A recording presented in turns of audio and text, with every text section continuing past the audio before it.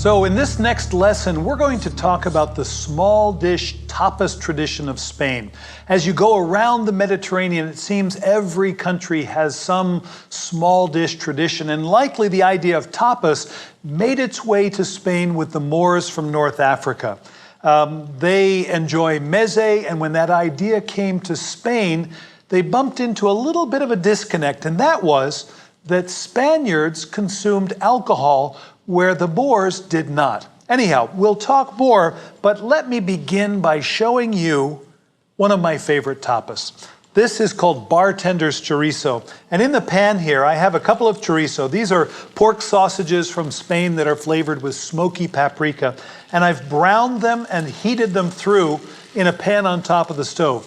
When this dish gets ordered in a tapas bar, they take the chorizo and they put them in this special dish. It's called an asador, and you can find it in Spanish specialty groceries. You can also do a search online. They're not that difficult to find. Anyhow, what makes it distinctive is that the sausages are suspended above the cazuela below by these little slings that go from one side to the other. And the reason for this is that when this dish comes hot to the bar, the bartender takes brandy and pours it over the sausages and then sets it alight. And so I'm going to do it here right on the stove. I'll put a little brandy in a pan and we'll warm it just briefly.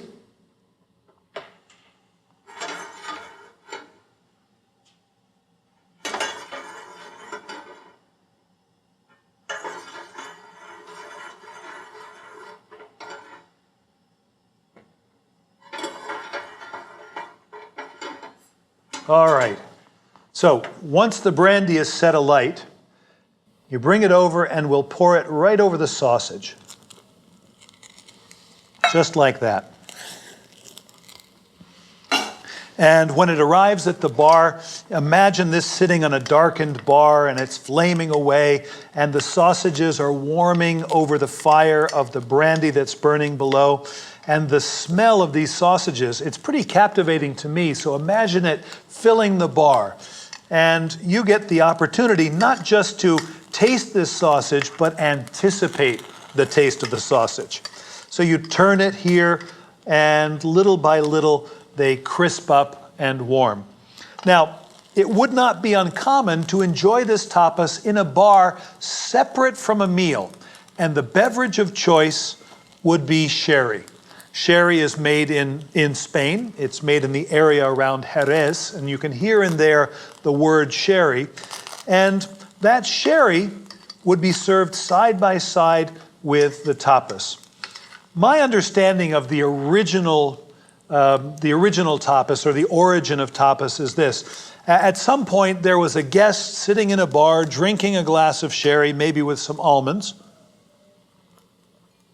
And the glass was set down, and for whatever reason, the guest left the wine behind, and the bartender noticed just a few fruit flies buzzing around the glass. And so he cut a slice of bread and laid that slice of bread right on top of the glass, like a lid, if you will. And tapas means lid or top. And when the guest came back, he picked this up and likely just dipped it in the sherry and ate it and had a sip of the wine. And any bartender worth their salt would notice this, and the very next day, the bread would be there, but sitting on top would be a salty piece of cheese. The idea being that if you have a salty piece of cheese, you might linger longer, drink more, and enjoy yourself at the bar. The day after, maybe there's a piece of ham that's added, salty ham that's added to the cheese on the bread. And that's the genesis of tapas. That was how tapas was born. Today you'll find skewered food that's raw, grilled food, stewed food, raw food, dishes of olives, cheese, almonds. All of them make up this class of small dishes enjoyed separate from a meal with food and sherry. All right, so let's talk a little bit about sherry. I think sherry is central to this whole discussion. I've got a lineup of sherry here, and you can see them all very, very different. Many of these sherries are made from a grape called Palomino. And the grape is harvested and it's vinified. And when the grape has been turned into wine, they taste it and they evaluate it. And they look for finer examples, ones that may have a little bit more acidity and a nice structure, and they reserve those for what's known as fino, or fine sherry. And this right here is actually a fino. The fino then is fortified with a grape brandy, and what that does is it preserves the wine a little bit. Typically they would take this up to about 15% alcohol. And then the wine is aged in a very particular way. They have what's known as a solera system, and it's a rack that holds a series of barrels, one on top of the other on top of the other. And they take the wine and it goes into the top barrels. And in subsequent years, as more wine comes into the cellar, the wine from the top barrels is brought down to the next layer, and the new wine goes into the top barrels, and so on until all the barrels are filled. Now, this could be a stack of 3 barrels, and it may go all the way up to 8 or 9 barrels high. Anyhow, at some point, all the barrels will be full, and they'll bring new wine in, and to make room, they will draw from the bottom some wine that is meant to be sold. And then they will backfill with wine from above, and then finally the new wine goes into the top. The reason for this labor-intensive system is twofold. First, they want to guarantee over many vintages of wine uniformity of product. So they want the wines to taste the same year after year after year. And by blending wines from 2, 3, 4, maybe even 10 years, you get a uniformity that is undeniable. The other reason, and this applies to this fino in particular, is that as this wine ages in the barrel, a film of yeast forms on the top of the wine. It's called flor. And that film, that biological film of yeast, actually protects the wine below from oxidation. And as the yeast eats from the wine, little by little the sugars are used up. And unless you add fresh wine to feed the yeast will falter and die. So you want that flor on the top because it protects the wine from oxidizing. So that's fino, about 15% alcohol, and I'll just taste it real briefly. This is dry. There's no sweetness in this wine. It's a little bit sharp. It's got crisp acidity. It's a light wine. There's a little bitterness to it, but not much of the nuttiness that maybe you associate with some of these other wines. This would be a great crisp wine to enjoy with salty ingredients like olives and salted almonds, or maybe with seafood. Grilled seafood or poached seafood, marinated seafood would taste great with this. Right next door is another wine that just happens to be made in a different locale, but it's very similar to fino. This is called Manzanillo. And Manzanillo is made in almost exactly the same style, but it comes from a different part of Spain, closer to the coast. And you can see the color is a little bit darker, so likely it's going to be a fuller wine. Let me just give it a quick taste.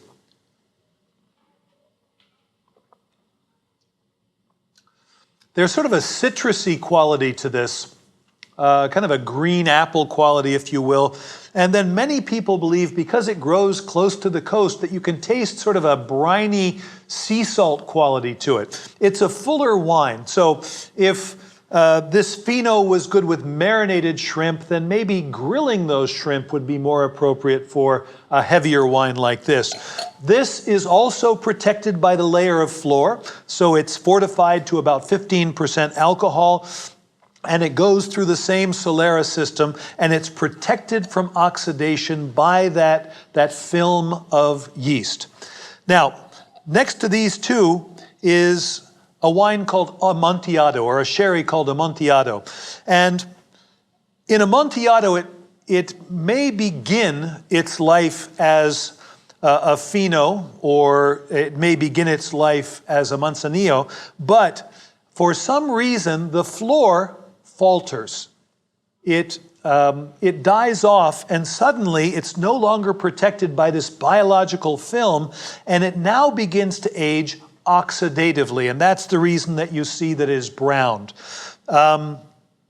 Typically, to protect this wine, they will fortify it to a higher level. So beyond 15, maybe up to 18, 20, even 22% alcohol. The floor needs lower alcohol if it's going to survive. But in this wine, because it's already gone, they can fortify the wine and preserve it through added alcohol. What you can expect from this wine, and you can guess from its color that it's going to have a nuttiness. This is what a lot of people associate with sherry. So let me give it a taste.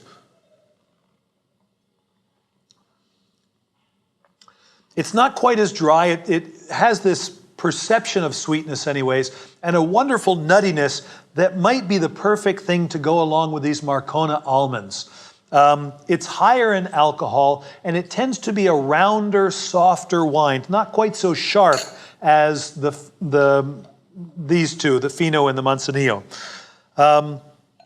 I would enjoy this, obviously, with heavier foods. As an example, I might cut off a slice of this Bartender's Chorizo and enjoy it with this particular wine right here. If we take another step along this continuum, you bump into what I think of as the big boy of aperitif sherries. This is Oloroso, and it is aged for even longer than these wines. It's allowed to oxidize even more. Oftentimes this will have a little bit of residual sweetness to it, and it's aged for extra time. And so you can expect more of that deep, full, nutty flavor. And I would enjoy this wine right here, maybe with pâté, something rich like pâté. It has sort of this little bit of sweetness to it that pâté just loves. So I think that would be a good choice there. Now, here at the end of these first 5 wines is kind of an anomaly, and it's an interesting wine. This wine is called Palo Cortado. Now, Palo Cortado began its life as a fino.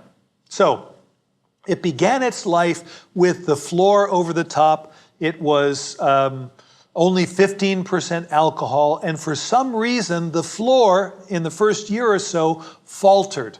And suddenly, you could no longer make a fino out of this wine, and so they allow it then to age for the rest of its life oxidatively. They probably add a little bit of extra alcohol to preserve it, and it's as if you're tasting the bright acidity of a fino, the crispness of a fino, with the nuttiness of maybe an Amontillado, but it's called Palo Cortado. It's sort of a rare sherry, and it's really delicious. Maybe one of my favorites in this lineup. So imagine that this wine is sort of a hybrid of these and these. Now, all of these sherries, because they're fortified, are really not appropriate as table wines, and that's the reason we drink them before the meal with tapas. They're too powerful, they're too strong to enjoy with the meal, but as an aperitif, too enthusiastic thumbs up. The last 2 wines that I have down here are actually dessert wines, dessert sherries, and they are made to be consumed after the meal. The first is cream sherry, and this is an Oloroso that has had a sweet wine added to it. In fact, the sweet wine that's been added to it is probably this one. It's sweet on your palate. And so if you enjoy sherry and you enjoy that nuttiness, but you like your wine sweet, this might be a good choice. This last wine is called PX, and that is short for Pedro Jimenez. Now, Pedro Jimenez is the grape that this last wine is made from. And the grapes are harvested, and then before they're vinified, they're allowed to dry for a week or more and begin to raisin just a little bit. So they get much sweeter and a little bit raisiny, and then they're vinified into wine and aged for a long period. When you smell it, you can smell raisins coming out of this glass. That's exactly what it smells like. It's a very complex wine, and we're going to revisit this wine later in the course so that you can see what you might do with it. So for now, let me segregate these two wines, the cream sherry and the PX, because those are wines really appropriate for enjoying after the meal.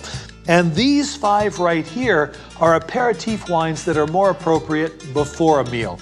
Those that are aged biologically with the layer of flor over the top, Fino and Manzanillo, and those that are aged oxidatively, the Oloroso, the Amontillado, and then this little hybrid wine, sort of an expression of these and these, the Palo Cortado, which likely is a favorite of mine and may well become a favorite of yours.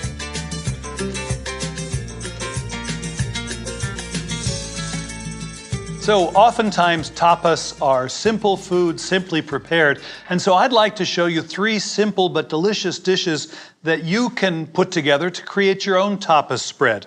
The first I'm going to make is a Spanish tortilla. Now, not a Mexican tortilla, which is a corn tortilla or a wheat tortilla, but a Spanish tortilla is like an omelet that hasn't been folded over, a flat omelet. And it starts with potatoes that have been sliced very, very thin. Let me just slice one more here. Russet potatoes are the potatoes you want to use. And we're going to cook those potatoes in olive oil. There we are. And so here is a hot pan. We'll put some oil in. And as soon as that oil begins to shimmer and move around the pan, as soon as it begins to smile back at me, I'm going to introduce all these potatoes. If you've had them stored in water, just blot them dry a little bit so that they won't spit when they go into the pan. Now, the way that you earn your money when you're making tortilla here is to be careful that you don't cook them too aggressively or too quickly. I don't want these to get brown. I want them to cook, but I don't want them to cook until they're crispy. Because I'm going to put these potatoes into eggs, and I want the eggs to absorb in, and that won't happen when there's a crust on the outside. And the other thing I want to happen is I want the flavor of this delicious olive oil to actually be absorbed into those potatoes. And that won't happen if they fry to a crisp crust on the outside. So, a moderate heat, and periodically come along and scrape them off the bottom. They might stick a little bit. If they do, it's probably indicative of your pan not quite hot enough. All right, so let's let those cook. They'll take, I would say, 4 or 5 minutes to cook, and then I'm going to add some onions to the pan, and we'll cook them another 4 or 5 minutes.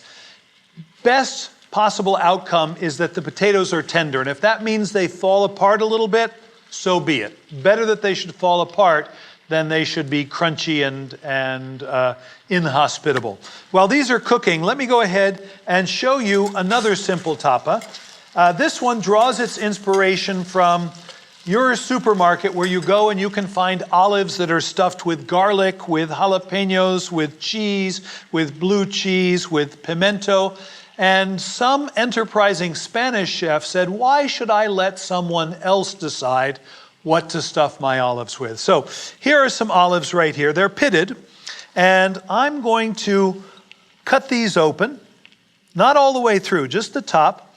And then we're going to lay into that cut a white anchovy. This is a pickled anchovy, if you will.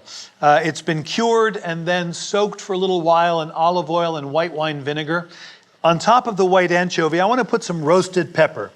So we'll put that like that, and then just open this this olive up and put that right inside. As I said, you decide exactly what you stuff this olive with. I'll do the same again. We'll open the olive up and take this filling that we've created and put it right inside. Now, give the potatoes a quick stir while they're busy cooking. They're starting to become translucent. There's no browning, so that works for me.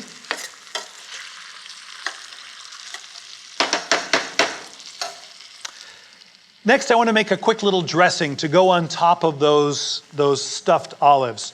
And it's going to be simple. So I'm going to put a little garlic in a bowl. I'm going to put some orange zest in that bowl, just so that this dressing is aromatic.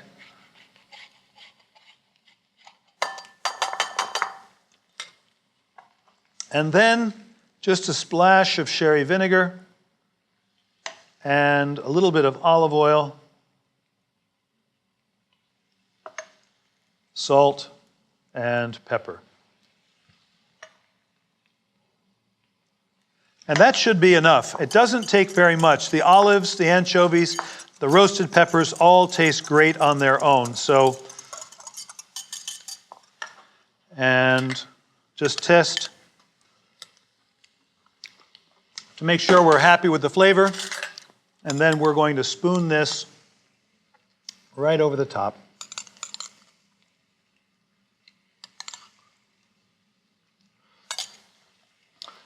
And I kind of like it when the orange zest shows, so I'm going to add just a little bit more so that it tells a flavor story. People can see it and they know what to expect.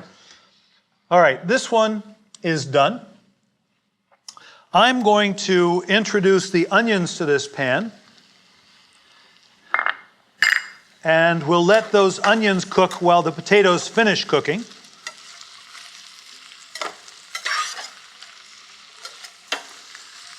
If you notice, there's no browning. If any of these are sticking together, you can easily come in and separate them. Because we're cooking over a slow fire, the oil that we use in this actually can be used again. It's not a problem. It hasn't started to break down. In another 5 minutes, those potatoes will be tender. Likewise, the onions will be translucent. And at that point, what I want to do is I want to strain those potatoes and onions out of the oil. Let me just set this aside for a second and show you what I have here. So here are some potatoes that have been cooked already, potatoes and onions. You can see the oil that drained off the bottom, and that's oil that we can use. This is going to become our Spanish tortilla. So what I want to do is bind that together with eggs, and we'll take just enough eggs to bind it without a lot of extra egg.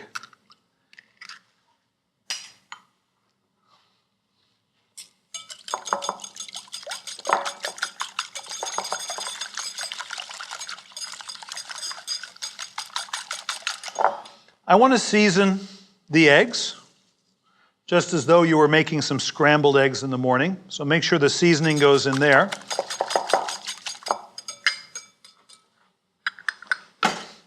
And the potatoes, likewise, need to be seasoned. So don't neglect seasoning one component of the dish. Everything wants to be seasoned. And I'll gather up the potatoes and just put them right in here.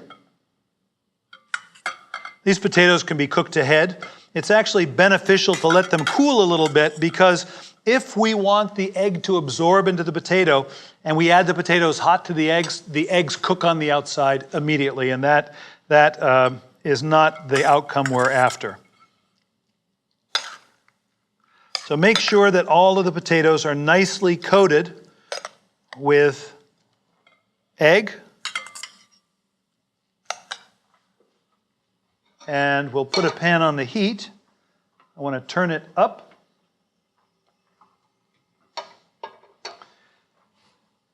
And you could use fresh oil, but there's no reason at all that this oil could not be used to make a tortilla.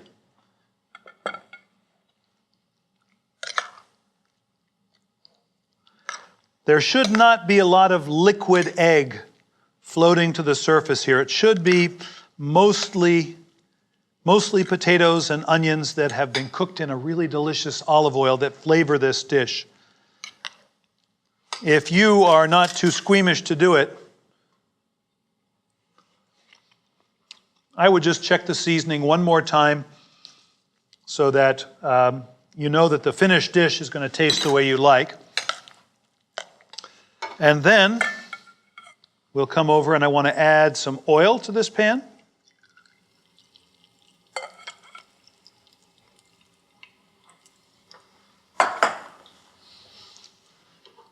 And when that oil is hot, we're going to put the potatoes in all at once.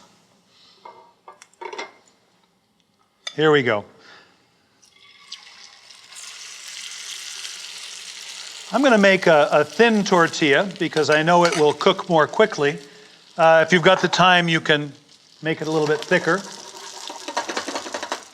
Once I see that this moves independent of the pan, then I can turn it down just a little bit. But I want a crust to form on the bottom. And that crust is formed right there. If you want to manipulate this at all, you can. Sort of neaten up the edges. You can do that. And as you look in there, what you notice is not a lot of free egg. Just enough to bind the potatoes together. This particular tortilla is just a jumping off point. Some people put ham in there. I've seen them with salt cod, sauteed mushrooms, spinach, in addition to the potatoes and onions. So you can let your imagination and your creativity run a little bit wild. Really what we want to do is make sure that by the time we're ready to turn this, it has a nice golden crust on the other side. So how do you know when you're ready to turn it? Well, already this is moving kind of independent of the pan. And already there's not a lot of liquid egg. I don't want egg to sort of run off when I turn this. So I usually wait 4 minutes, give or take, and evaluate the way it looks. Take a look underneath and make sure I'm happy with the color. And then have available to yourself a lid that you can put on top. Because what we're going to do is turn this whole thing over and then slide it back in the pan. If you are uncomfortable with using a lid and you want to use something a little bit larger, you could use a plate like this, but a lid seems to work pretty well for me. For safety's sake, oftentimes I just roll my sleeve down. I don't anticipate any problems, but better safe than sorry. You put the lid on, and what we're going to do is lift it up, turn it over, and then we're going to slide the omelet back into the pan. When you do it, you have to have a certain level of confidence that you're going to succeed. You can't go halfway over and then let your confidence falter, because if you do, your dinner's on the floor. All right, so here's what it looks like. Here's 1, 2, and up and over, and we're done, okay? Now, if you want to put a small amount of oil back into the pan, you can. And then with your spatula, just ease this right back in so that it can cook on the second side.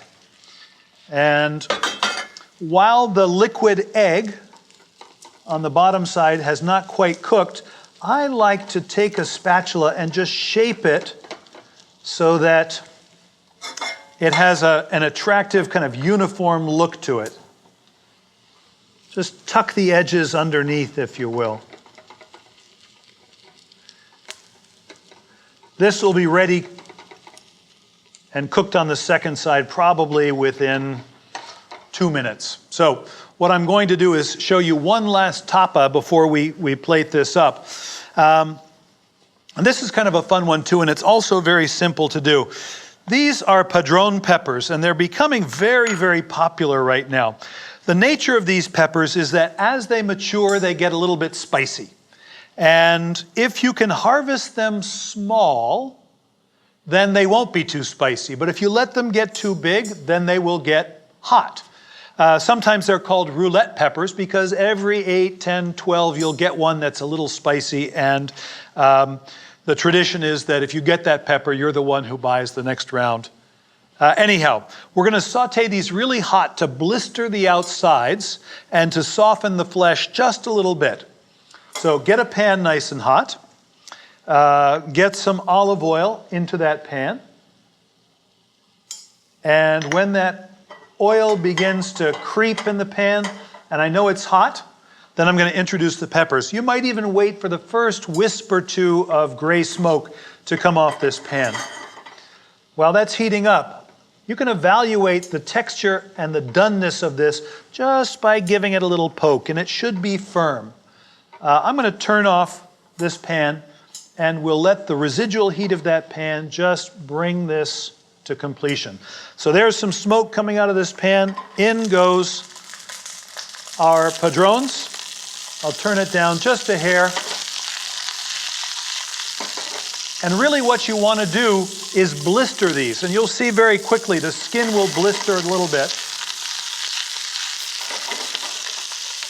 If you look now, you can already see some blackening. That's just the way it should be. Blistering, blistering, blistering. These take a minute, if that.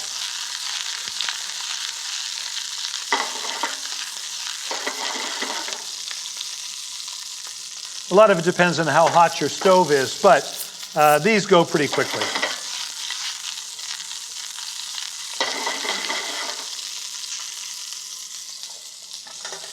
If you're not comfortable tossing them, it's an easy thing to take your tongs and manipulate them just this way. This is my favorite way of manipulating them, just tossing them like that. And once they're nicely blistered over, let's say, 50 to 75% of the surface, then they are ready to be served. First, our tortilla. Let me just move that. While the pan is still hot, I'm just going to move this a little bit to keep them in motion. I'm going to slide the tortilla out onto a plate. And we'll set that right there. I'm going to take these peppers and I want to put them onto a plate as well. And the only thing they need for dressing is a squeeze of lemon juice and some good quality salt. So I've got some sea salt right here. Don't be shy with the salt. They actually taste better if they're aggressively seasoned. And then lemon juice.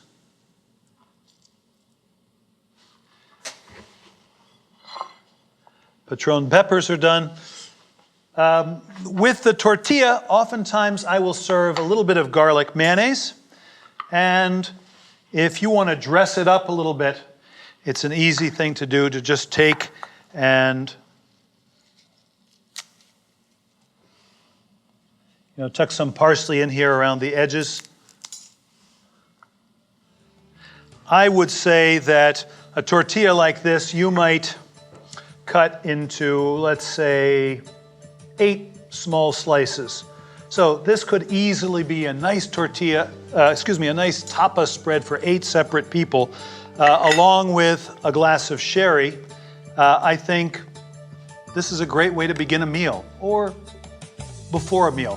One quick thing about tapas is that the tapas tradition is actually separate from a meal. You might choose to go out to a bar and enjoy tapas and sherry or beer or wine, and then go home and later on eat your dinner. So tapas as a tradition, oftentimes separate from a meal.